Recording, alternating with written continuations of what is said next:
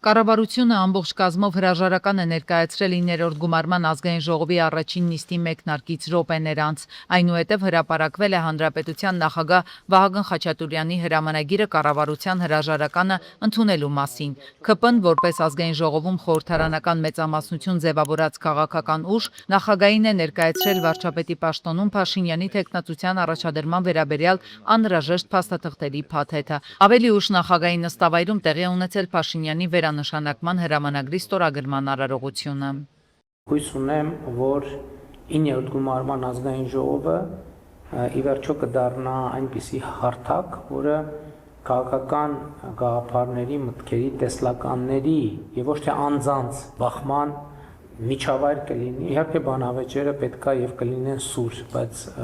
շատ կարևոր է թե սրությունը ինչի մասին է։ Սրությունը քաղաքական, տնտեսական, սոցիալ-տնտեսական բովանդակության մասին պետք է լինի եւ ոչ թե փոխադարձ թիրախավորումների։ Վարչապետի որոշմամբ Լիլիթ Մակունցը ազատվել է Փաշինյանի գլխավոր խորհրդականի ժամանակավոր պաշտոնակատարի պարտականություններից, մեկ այլ որոշմամբ Մակունցը նշանակվել է վարչապետի աշխատակազմի ղեկավար։ Չօրհնված խորհրդարան օր երկրորդ կեսօր է։ Նորընտիր ազգային ժողովը դեռևս նախագահ չի ընտրել։ Առայժմ նիստը վարելու պարտականությունն ինչպես վերջին 4 գումարումների ընթացքում կնյազ Հասանովի ուսերին է, տարիքով ամենաավագ падգամավորի։ Խորհրդարանի ղեկավարի պաշտոնին հավակնում է միայն մեկ թեկնածու իշխանությունից Ռուբեն Ռուբինյանը։ Ես ակնկալում եմ, որ ձեզ կընտրեն, որովհետև ընդդիմադիրները ուրիշ թեկնածու չեն առաջադրել եւ ես կարծում եմ իրենք էլ համաձայն են, որ խորհրդարանում չկա ավելի լավ ազգային ժողովի նախագահի թեկնածու, քան դուք եք։ Իսկ իրականում հակադարձում են ընդդիմությունից։ Խորհրդարանի նախագահի թեկնածու չեն առաջադրել ոչ թե այն պատճառով, որ ԿՊԱ-ական Ռուբինյանից առավել արժանավորի չեն տեսել իրենց շարքերում, ինչպես պնդում է նրա խմբակիցը, այլ այն, որ ընդդիմադիրների համար իրավիճակն առավել քան պարզ է եղել։ Պայքարում են իրենց նույնիսկ ավելի լավ թեկնածուն առավելություն գրանցելու հնարավորություն չեր ունենա, քանի որ իշխանության մանդատներն այսպես թե այնպես 20-ով են ավելի։ Ուժեղ Հայաստան եւ Հայաստան խմբակցությունները իրականություն չեն դարձնի նաեւ իշխանական падգամավորի մյուս ակնկալիքը խորհրդարանի նախագահ դառնալու հարցում չեն աջակցի Ռուբեն Ռուբինյանի թեկնածությանը։ Մեր խմբակցությունը, պարոն Ռուբինյան, դեմ է քվեարկելու ձեզ։ Հուսով եմ շատ չեք տխրի, որ ես ձեզ կողմ չքվեարկեմ,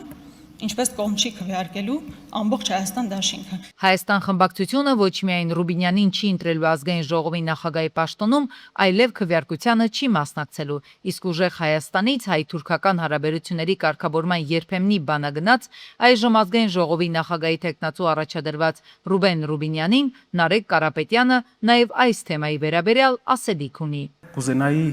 մեր հարաբերությունները Թուրքիայի հետ զարգանային այնպիսի ռակուրսով, որ մեր խելացի երիտասարդները Ադանան որպես քյաբաբ չճանաչեին,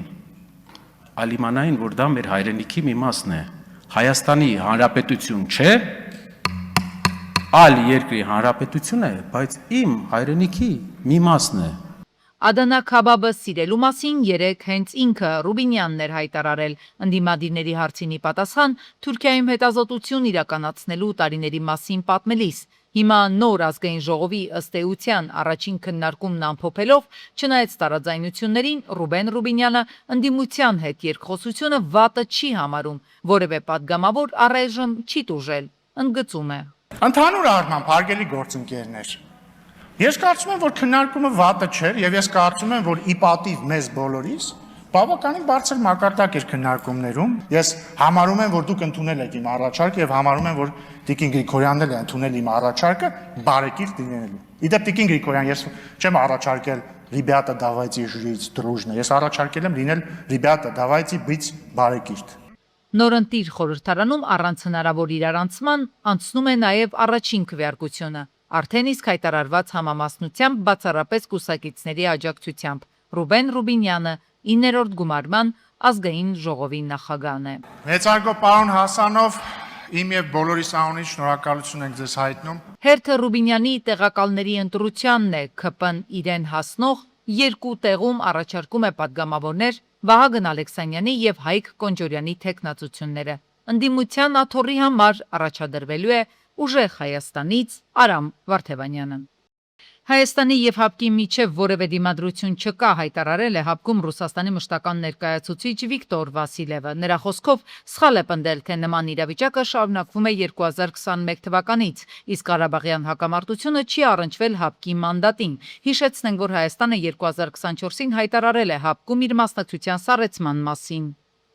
Հայկական դրախտը ադրբեջանցիների համար դժոխք է դարձել։ Բռնազավթված Արցախի այսպես կոչված վերաբնակեցման ծրագիրը ձախողում է Ալիևը։ Դեռ նախորդ տարվանից Բաքվի բռնապետը դադարել է նոր թվեր հրապարակել օկուպացված երկրում տնավորված ադրբեջանցիների վերաբերյալ։ Այն նույն Ալիևը, ով խոստացել էր 6 տարվա ընթացքում 140,000 մարդու բերել տեղավորել այստեղ, բայց 14,000-ից հետո շունչը փչեց, սկսեց ոչ թե այսպես ասենք վերաբնակեցվածների, այլ ընդհանուր ապրողների թվերը հայտնել, բայց սա էլ չփրկեց նրան։ Ոչ պաշտոնական թվերով հիմա Արցախում 10,000-ից քիչ ադրբեջանցի է ապրում։ Նա ասեմ, որ այդ կապած նյութեր հրապարակվում են, որ այդ քաղաքականությունը, ծրագրերը, որ Ադրբեջանի ղեկավարությունը մշակել է, իրականում չի իրագործվում, բարբերաբար նույնիսկ նյութեր են հրապարակվում, որտեղ օրինակ ադրբեջանական պատկաներատեսչությունները գրում են, որ եթե քաղաքացիները, որոնց բնակարան է տրվել դուրս գան այդ տեղերից, ապա երբեք չեն կարող վերադառնալ, ինչը նշանակում է, որ նման խնդիրներ բախվում են։ Այդ մարդկանց հետ կապված ելույթը, խոսակցությունը, քննարկումը Ադրբեջանի նախագահը օգտագործում է կրկին հայտարարության նպատակով։ Հիմա էլ Ալիևը նոր անակնկալ ունի Արցախում հարկադրաբար բնակեցվող ադրբեջանցիների համար։ Խաղի կանոնները խմբագրում է, եթե որևէ մեկը հրաժարվի օկուպացված երկրում տուն ստանալու առաջարկից, կզրկվի պետական նպաստներից, ինչպես նաև հենց տեղահանվածի կարգավիճակից։ Երկընտրանքի առաջ է կանգնեցնում կամ փողի դիմաց ապրել Ղարաբաղում, կամ անփող հեռանալ այստեղից։ Սրանք են նոր շենքերը, որ իբր սարքել եւ տվել են մեզ փախստականներից։ Ադրբեջանական մի շարք լրատվամիջոցների տեղեկություններով մեծահասակ տղամարդուն սպառնացել է Ալիևյան կլանը, բողոքից չհրաժարվեր, պատիժը չեր ուշանա։ Ես պարզապես բարկացած էի։ Շնորհակալ եմ մեր նախագահին, շնորհակալ եմ մեր պետությանը։ Ինչ որ բանից դժգոհ է Ալիևը, նկատում են մասնագետները, խելքին հավանաբար եկել է ադրբեջանական ընդդիմադիր մամուլներ վերջերս ձևակերպել, ցուցանակն ու սյունը քիչ են։ Պատերազմից 6 տարի անց էլ Ղարաբաղն այդպես էլ ադրբեջանական չի դառնում։ Պղծություն Երուսաղեմում հայկական եկեղեցու նկատմամբ 6 հրեա երիտասարդներ հարձակվել են Երուսաղեմի հայկական թաղամասում գտնվող Սուրբ Հակոբանց վանքի մուտքի վրա։ Երիտասարդները փորձել են ներխուժել եկեղեցի, երբ դա նրանց չի հաջողվել, սկսել են թքել եկեղեցու դռան ուղղությամբ։ Հայոց Պատրիարքությունը պաշտոնական բողոք է ներկայացրել, կասկածյալները ձերբակալվել են։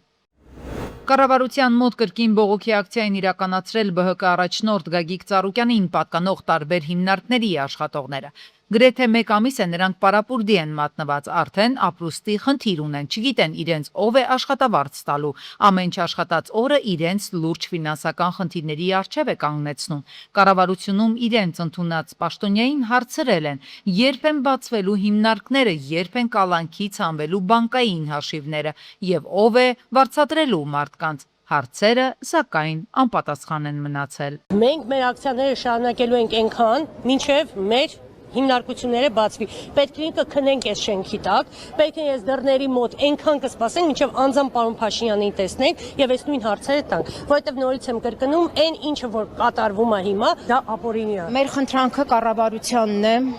ինչպես նաեւ հանձինս պարոն վարչապետին, որպեսզի թույլ տա օր առաջ դադարեցնենք այս գործազրկությունը եւ մարդիկ վերաբացվի եւ մարդիկ կարողանան արդեն նորմալ անցնեն իրենց աշխատանքային բնականon հունին, որովհետեւ այլ կերպ սա, չգիտեմ, դիտվում է արդեն որպես մարդկանց եւ հոգեբանական եւ ֆինանսական տեռոր։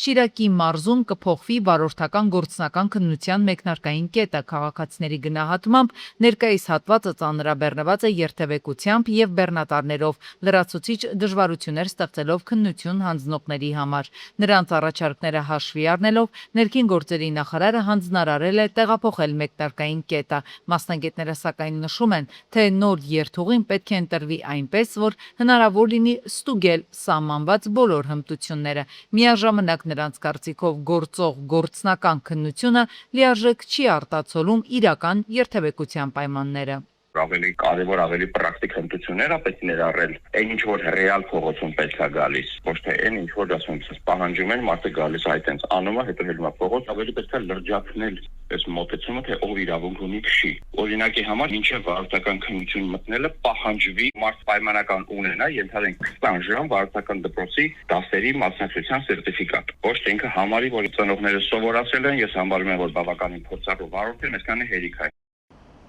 Վեդիում 3 անձանց կողմից 2 անչափահասի նկատմամբ հանցավոր ոտնձգություններ կատարելու վերաբերյալ քրեական վարույթի նախաքննությունը ավարտվել է։ Հաստատվել է, որ 64, 58 եւ 39-3 տղամարդիկ անչափահաս քույրերի նկատմամբ սեռական ոտնձգություն են կատարել։ Քրեական վարույթը մեղադրական եզրակացությամբ ուղարկվել է հսկող դատախազին, նրանք կալանքի տակ են։ Արտաշատում սննդային թունավորման դեպք է գրանցվել, Արտաշատի բժշկական կենտրոն է դիմել 14 քաղաքացի սննդային թունավորման բնորոշ ախտանիշներով։ Հիվանդությունների վերահսկման եւ կանխարգելման ազգային կենտրոնի տվյալներով բոլոր հիվանդները մասնակցել են Արտաշատի Արմենիա ռեստորանում անցկացված մկրտության արարողությանը։ Բոլոր տուժածներն ունեցել են սրտխառնոց եւ փսխում։ 10 քաղաքացու ցուցաբերվել է անհրաժեշտ բուժօգնություն, որից հետո նրանք դուրս են գրվել առողջական վիճակի բարելավմամբ։ 4 երեխա հոսպիտալացվել ինֆեկցիոն բաժանմունք, ստացել է համապատասխան բուժում եւ նրանց առողջական վիճակը գնահատվում է բավարար։ Դեպքի հանգամանքները շարունակում են ուսումնասիրել։ Համաճարակաբանական հետազոտության ընթացքում երեխաների ընդհանուր վիճակի բարելավման կապակցությամբ նրանք եւս դուրս են գրվել ժամը 11:30-ի սահմաններում։ Հիվանդությունների վերահսկման եւ կանխարգելման ազգային կենտրոնի ՊՕԱԿ-ի մասնագետների կողմից հիվանդներից վերցրել են կենսանմուշներ, ինչպես նաեւ սննդամթերքի, շրջակա միջավայրի, ռեստորանի սպասարկող անձնակազմի եւ խոհանոցի նմուշներ լաբորատոր հետազոտությունների նպատակով։ Լաբորատոր հետազոտությունները ընթացքի մեջ են։ Դեպքի վերաբերյալ տեղեկատվությունը տրամադրվել ՍԱՏՄ եւ ՍԱՏՄ մարզային կառույցների պատասխանատուներին։ Դոնալդ Թրամփը հայտարարել է, որ Միացյալ Նահանգները եւ Իրանը կսկսեն բանակցությունները։ Նրա խոսքով քննարկումները կվերաբերեն Հորմուզի նեղուցում նավագնացության անվտանգությանը եւ Իրանի միջուկային ծրագրին։ Թրամփը նշել է, որ նախընտրում է հարցերը լուծել դիվանագիտական ճանապարհով, քանի որ դա կօգնի խուսափել նոր լարվածությունից, փրկել մարդկային կյանքեր եւ խնայել զգալի ռեսուրսներ։ Նա նաեւ հիշեցրել է, որ նախկինում դիտարկում էր Իրանի դեմ հարված հասցնելու տարբերակը, սակայն ըստ նրա կողմերը հույս ունեին հասնել համաձայնության բանակցությունների միջոցով։ Իրանը հերքել է Միացյալ Նահանգների հետ բանակցությունների մասին լուրը։ Իրանի արտգործնախարարության խոսնակ Բաղային հայտարարել է, որ Իրանը բանակցություններ չի վարում Միացյալ Նահանգների հետ, իսկ Օմանի հետ բանակցությունները կենտրոնացած են Հորմուզի նեղուցով նավերի անվտանգ անցման վերաբերյալ համաձայնության գալու վրա։ Նպատակն է սահմանել ժամանակավոր երթուղի, որն ապահովում է նավագնացության անվտանգությունը Հորմուզի նեղուցում։ Սակայն քանի դեռ շարունակվում են ծովային շրջափակումը եւ Միացյալ Նահանգների գործողությունները, Հորմուզի նեղուցում որևէ էական բան տեղի չի ունենա, ասել է Բաղային։ Ուկրաինական ԱԹՍ-ները հարվածել են Ռուսաստանի Վլադիմիրի մարզի Վայլբերիսի պահեստին։ Հարվածի հետևանքով հրդեհ է բռնկվել, մարդիկ տարհանվել են, տեղում աշխատել են արտակարգ ծառայությունները։ Տեղեկություն կա, որ ուկրաինական ԱԹՍ-ի հարվածի հետևանքով հրդեհ է բռնկվել նաև Վայլբերիսի Սոբինսկի շրջանում գտնվող պահեստային համալիրում։ Պերուի հարավում Նասկայի գծեր հնագիտական գոտու վրայով թռչելիս փոքր զբոսաշրջային օդանավ է վթարի ենթարկվել։ Աղետին հաջորդած հրդեհը անհնարին է դարձրել օգնության ցուցաբերումը։ Ինքնաթիռում գտնված բոլոր 13 ուղևորները զոհվել են։ Անձնակազմի 2 անդամից բացի օդանավում գերմանացի, իտալացի, իսպանացի 11 զբոսաշրջիկ է եղել։ Հետաքննություն է ընթանում։ Նախնական տեղեկություններով վթարի պատճառը քամու բարձրացրած փոշին է եղել։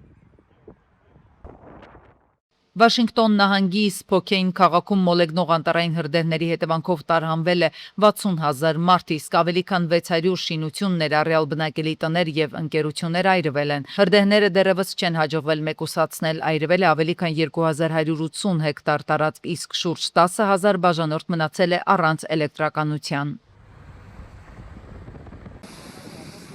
Հունաստանում մոլեգնող խոշորածավալ հրդեհը շարունակում է ընդլայնել ավերածությունների շարավիղը։ Մայրաքաղաք Աթենքի հյուսիսարևմտյան հատվածում ավելի քան 100 տուն մոխրացրած հրդեհի մարման ընթացքում թռչեջ ուղղաթիռներ են բախվել։ Ուղղաթիռներից մեկը հայտնաբերվել է անձնակազմի կյանքին վտանգ չի սպառնում։ Երկրորդ ուղղաթիռի հայտնաբերման ուղղությամբ որոնողափրկարարական աշխատանքները շարունակվում են։ Ռեկորդային տապի եւ սակավ տեղումների պատճառով Եվրոպայում անտառային հրդեհներ են մոլեգնում։ Ֆրանսիայում 1000-ից ավելի մարդ մահացել է, հազարավորները տարհանվել։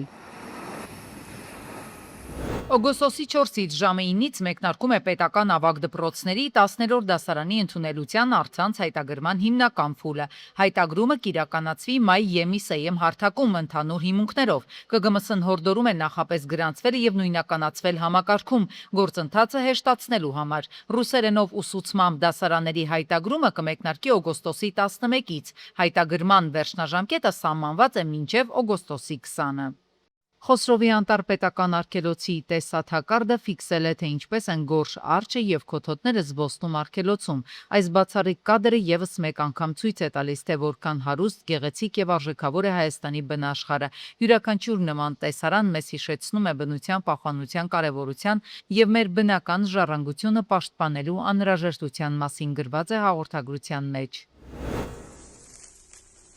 Օգոստոսի 2-ին ողբերգական վթար է եղել Գեղարքունիքի մարզում Մարտունի Վարդենիս ճանապարհին Մերսեդեսը դուրս է եկել երթևեկելի գոտուց, մի քանի պտույտ գլորվելով հայտնվել դաշտում։ 25-ամյա Ելենան, 55-ամյա Գինեվարդը եւ 35-ամյա Արմենը վնասվածքներով տեղափոխվել են Մարտունի բժշկական կենտրոն։ Վերջինը գիտակցության չգալով մահացել է, վիրավորներին առաջին օգնության էին հասել քաղաքացիները։ Օպերատիվորեն ժամանած փրկարարության Գեղարքունիքի մարզային փրկարարական վարչության Մարտունու շեջ փրկարարական ջոկատի փրկարարները։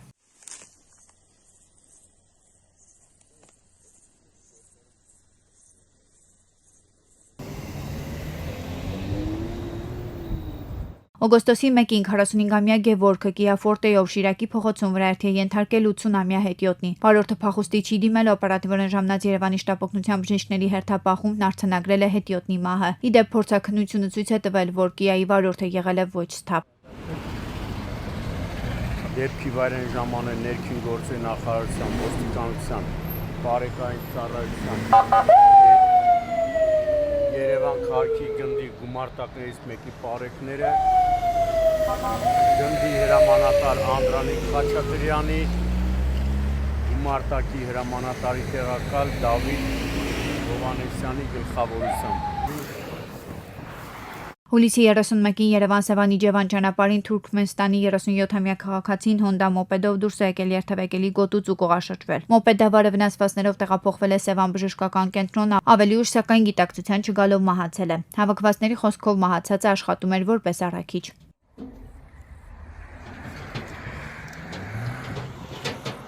Դեպքի վայրում հավաքված քաղաքացիները նշում են, որ վիրավորին մինչև հիվանդանոց տեղափոխելը տեղում առաջին բուժօգնություն են ցուցաբերել Սևանի շտապօգնության բժիշկները եւ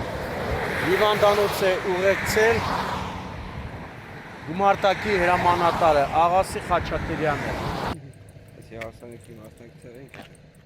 Օգոստոսի 2-ին Գառնի Արարատի մարզտանող ճանապարհին բախվել են հարսանեկան արարողությանը մասնակցող Mercedes G եւ Nissan X-Trail-ը։ Երկու մեքենաները դուրս են եկել երթևեկելի գոտուց, Mercedes-ն էլ կողաշրջվել է։ 5 հոգու առաջին օգնության են հասել քաղաքացիները Գառնու ամբուլատոր կենտրոնի շտապօգնության բժիշկները։ Նրանք տեղափոխվել են Էրեբունի բժշկական կենտրոն։